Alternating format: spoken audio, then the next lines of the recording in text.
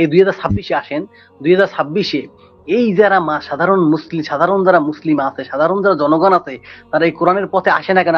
আমার কোনো পক্ষপাতিত্ব করবেন না, নির্দ্বিধায় আজকে যারা লাইভ দেখতেছেন নির্দ্বিধায় বলেন তো, তারা যদি এই কোরআনের পথে আসে, এই শুধু একমাত্র কোরআন মানে কি বলবে?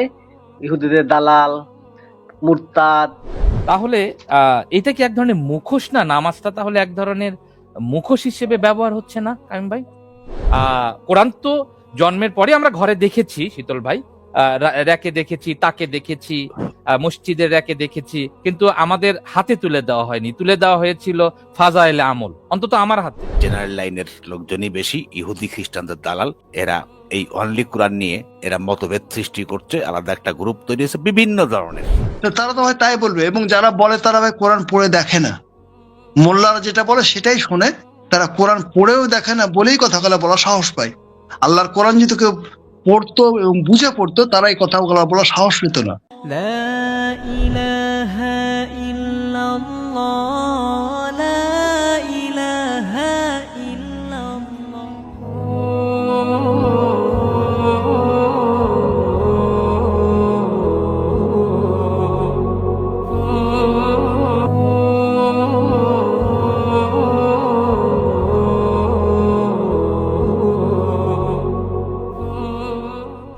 আমি একটু কায়ুম ভাইয়ের কাছে যেতে চাই, যে কায়ুম ভাই, আমাদের জরিফ ভাই একটা কথা বলেছিলেন, তিনি তার কলিগকে কোরআনের আয়াত পড়তে বলেছিলেন, অর্থাৎ পৃথিবীর সর্বশ্রেষ্ঠ আহ্বান যেটি কোরআন পড়া, সেটিই করতে বলেছিলেন, কিন্তু তাকে কটাক্ষ করা হলো, ফিরে দেওয়া হলো যে সে নামাজ পড়ে না।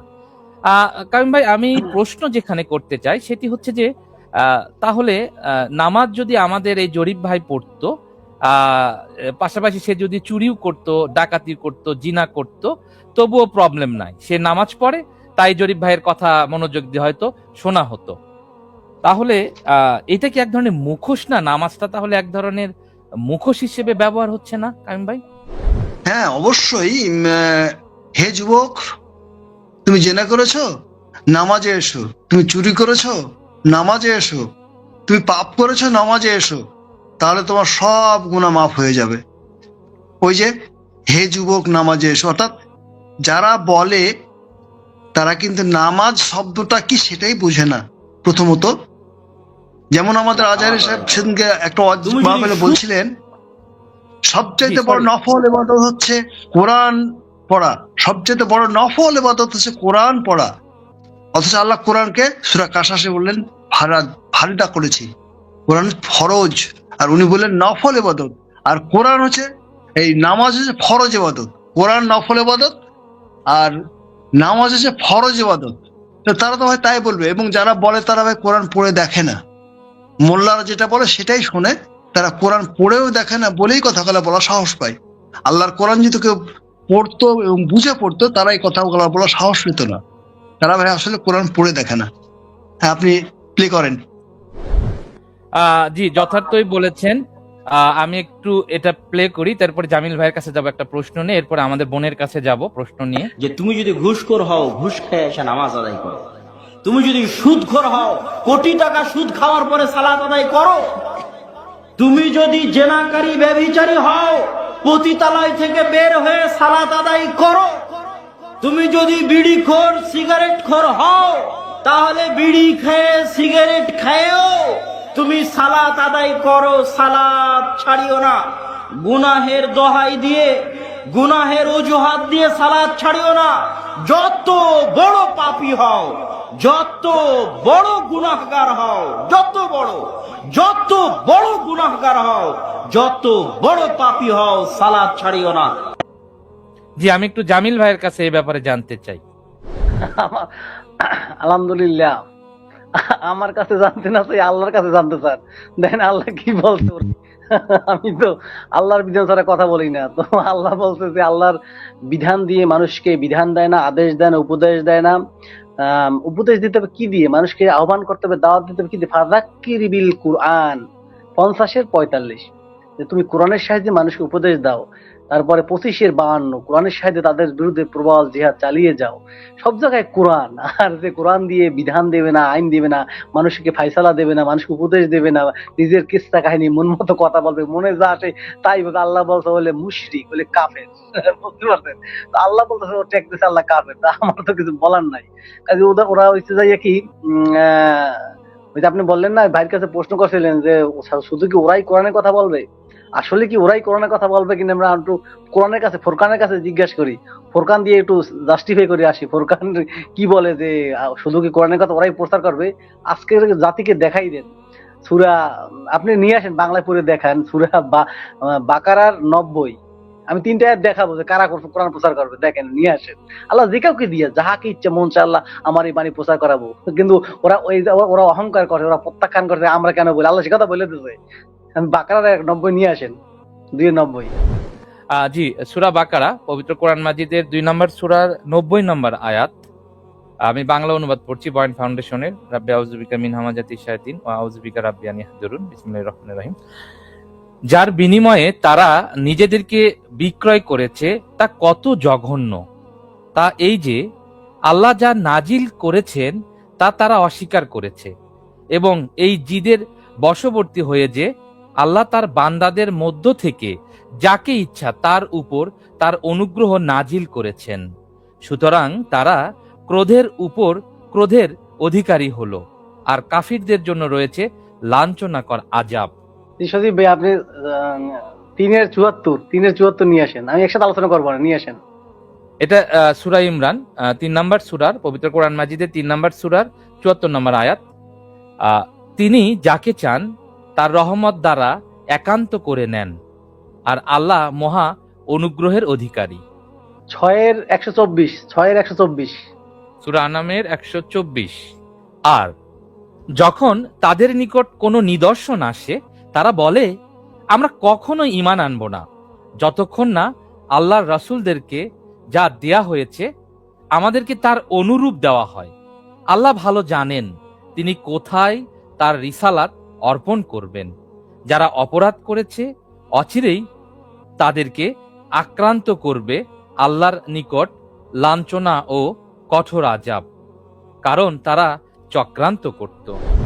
জি, তো আলহামদুলিল্লাহ আল্লাহ তার রিসালাতের বাণী কাকে দেবে, কাকে দিয়ে প্রচার করাবে, কোনো মোল্লা মৌলবী জুব্বা কুব্বা কোরতালাকে দিয়া না কাকে দিয়া, এই এর কি বলে যে আমি তো ভাষাটা ভুলে গেছি, যে তাদেরকে কারে উত্তরাধিকারী করবে, তারপরে কাকে দিয়ে বলাবে, সেটা আল্লাহর ব্যাপার। যে মাইয়াশা আল্লাহ যা ইচ্ছা করে যে কাউকে দিয়ে বলাতে পারে, আল্লাহ কাউরে দেয় না তাকে। ও কি যেন বলে, কি বলে না ওই যে চুক্তি যে ইজারা যদি এইভাবে বলি যে ঠিকাদারি, যে আমি মোল্লাকে ঠিকাদারি দিয়ে দিলাম, যে শুধু মোল্লারাই বলবে আর কেউ বলতে পারবে না। আল্লাহ বলছে মাইয়াশা, আমি যে কাউকে দিয়ে যাকে ইচ্ছা আমার মন চায় সেটা আমার ব্যাপার, আমি কাকে দিয়ে বলবো কাকে দিয়ে প্রচার করাবো সেটা আমার ব্যাপার। কোনো মোল্লা বলবে না, জামিল বলবে না, সজীব বলবে না, কাইয়ুম বলবে, সেটা আমার ব্যাপার। আর ওরা ওদের কারণে, আরো ওদের কারণে মানুষ ঈমান আনতেছে না। ওদের কারণে আপনি সূরা সজীব ভাই 10-83টা নিয়ে আসেন। 10-83টা যে মানুষ ঈমান আনে না কেন, মানুষ ওই কার ভয়ে ঈমান আনতেছে না, 10-83 নিয়ে আসেন দেখেন।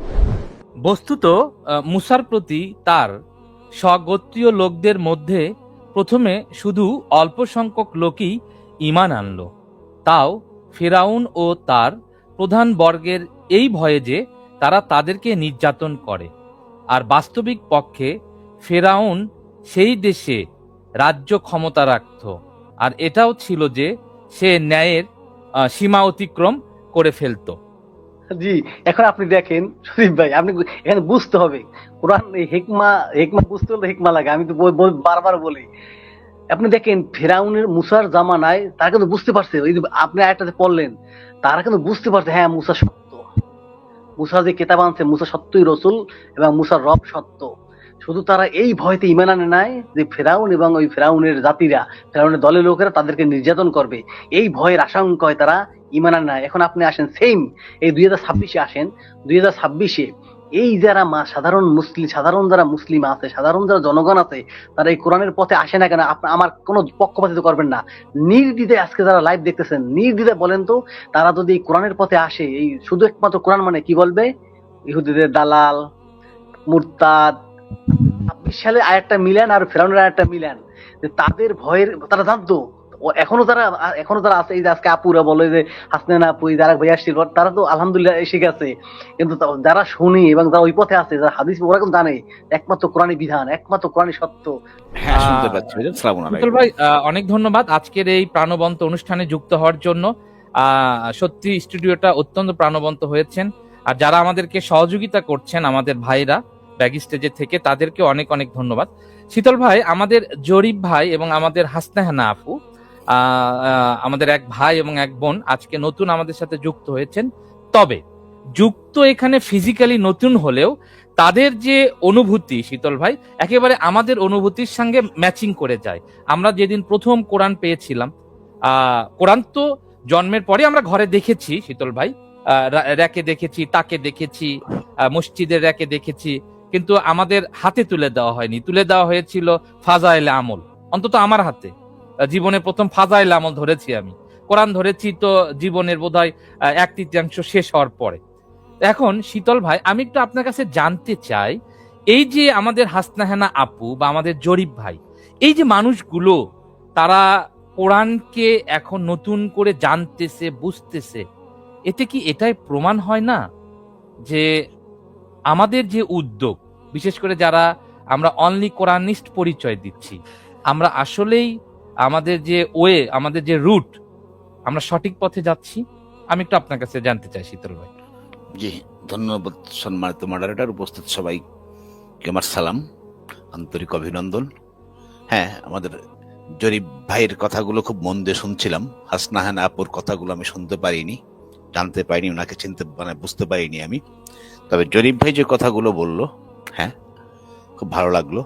ওনার কোরআনের দিকে আসা, যদি উনি মাদ্রাসা রিলেটেড স্টুডেন্ট, তো সবচেয়ে যে আমাদের যে বদনামটা দেওয়া হয়, আমাদের যে অপবাদটা দেওয়া হয় আমাদের নামে, যে আমরা যারা এখানে যারা আসে তারা জেনারেল লাইনের লোকজনই বেশি, ইহুদি খ্রিস্টানদের দালাল। এরা এই অনলি কোরআন নিয়ে এরা মতভেদ সৃষ্টি করছে, আলাদা একটা গ্রুপ তৈরি হয়েছে, বিভিন্ন ধরনের কথাবার্তা এরা আমাদেরকে বলে, এবং আহলে কোরআন একটা গালিও তো দেয় আমাদেরকে, আহলে কোরআন। তো এই জায়গাতে আমি সহ আমরা ভাগ্যবান যে ওরা আমাদেরকে আহলে কোরআন বলে। তবে আহলে কোরআন যে কি, এটা ওরা নিজেরাও বোঝে না। আল্লাহ পাকই বলেছেন আমাদেরকে আহলে কোরআন, আর ওরা এটাকে গালি হিসাবে ব্যবহার করে। তবে সবচেয়ে বড় যে জিনিসটা হচ্ছে এইখানেই, আজকে যে একটা চেতনার জাগরণ ঘটেছে, যে একটা আপনার কি বলবো, বিপ্লব, নীরব বিপ্লব ঘটে যাচ্ছে আমাদের ভিতরে, সমাজে। এটাই আমার কাছে খুব আনন্দদায়ক মনে হচ্ছে, যে মানুষ এখন জানতেছে, বুঝতেছে, বোঝার চেষ্টা করছে। যে জিনিসটা আজ থেকে আরো বেশ কিছুদিন আগে এটা ছিল না, মানুষ জানতো না, বুঝতো না, বুঝতে দেওয়া হতো না। হ্যাঁ, আপনি যেটা বলেছেন যে আপনার হাতে ফাজালে আমল আসছে, আমি হচ্ছি পুরাপুরি একেবারে কনজারভেটিভ মুসলিম পরিবারের। আমার বাবা ছিলেন ইমাম, উনি মাদ্রাসা রিলেটেড, এবং উনি হাই স্কুলের শিক্ষকও ছিলেন বটে। আমার আপন বড় ভাই, উনি আসলে একজন বিখ্যাত আলেম, মুফতি, মাওলানা, বহু কিছু টাইটেল ওনার। উনি হাই স্কুলের টিচার এবং ইমাম তো বটেই, কেন্দ্রীয় মসজিদের ইমাম আমাদের এলাকার।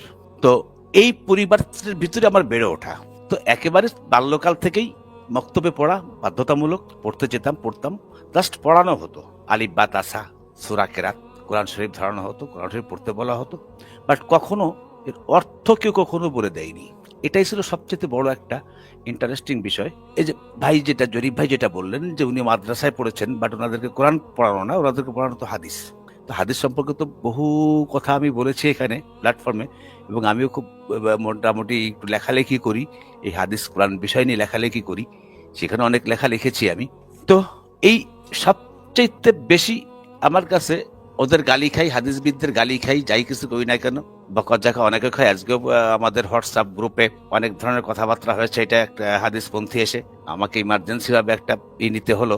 তো মানুষ জানতেছে ভাই, সবচেয়ে আনন্দদায়ক বিষয় হচ্ছে মানুষ জানতেছে, মানুষ বুঝতেছে।